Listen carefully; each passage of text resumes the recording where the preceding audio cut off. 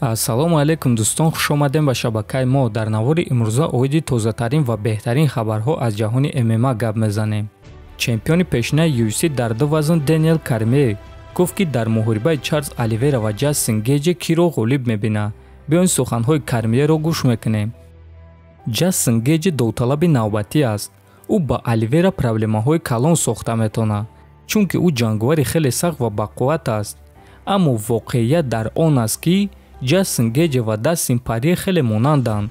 ин ду ҷанговар чанд муддат пеш бо якдигар ҷангида буданд. ман фикр мекунам ки аз имрӯз сар карда мо дигар Чарлз Оливераро андердог намебинем. ин чиз дар гузашта монд. ман намехоҳам оиди ин чиз гап занам, чунки боз одамо маро пас мезананд. не ки ба ҳар ҳол ман ин чизро мегӯм. Оливераро танҳо дар муҳориба зидди Махачев ғолиб дида намешавад. ман гуфтанем ки ин чиз имконпазир аст. аммо ҳамаи корҳои кардаи Оливераро ба назар гирифта дар муҳориба зидди Гейҷи ӯро ғолиб диданд, дар кор аст, гуфтааст Кармие. ва дӯстон, аз рӯи суханҳои Кармие фаҳмида мешавад ки Оливераро ба ғайр аз Ислам ҳеҷ кас зада наметавонад.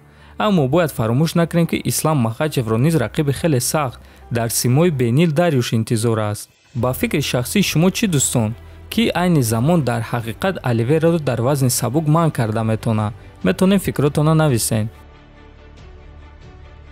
топови ҷангвари UFC дар вазни сабук Дэн Хукер муҳорибаи навбатии худро метавонад ки зидди довталаби пешинаи UFC дар вазни ним сабук Брайн Ортега гузаронад. оиди ин чиз худи варзигар хабар дод. баъди ғалабаи Кай Кара Франс дар турнири UFC 269 ман бо Шон Шелби вохӯрдам. ӯ аввалин маротиба аз ман пурсид ки ман дар ҳақиқат дар вазни ним сабук баромад кардан мехоҳам. маълум аст ки ӯ интервюҳои маро тамошо кардааст ки дар он ман гуфта будам ки ба вазни 66 килограмм фаромадан мехоҳам.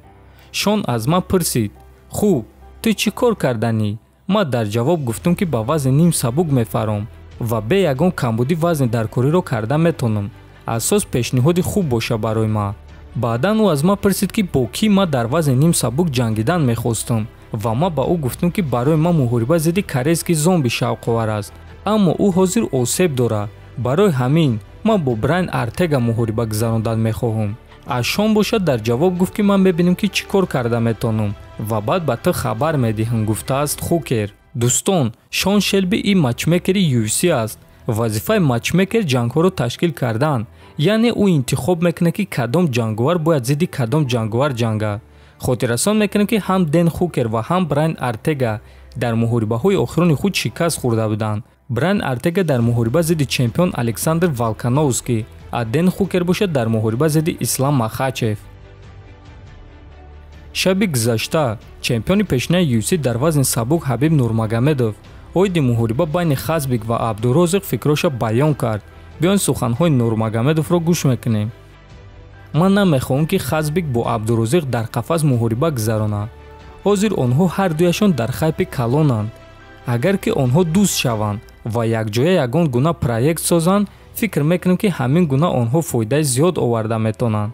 як бизнесмен ки ман номи ӯро намедонам ба онҳо 1 миллион рублӣ ё ин ки 1 миллион ба ҳар дуяшон дод то ин ки онҳо наҷанганд.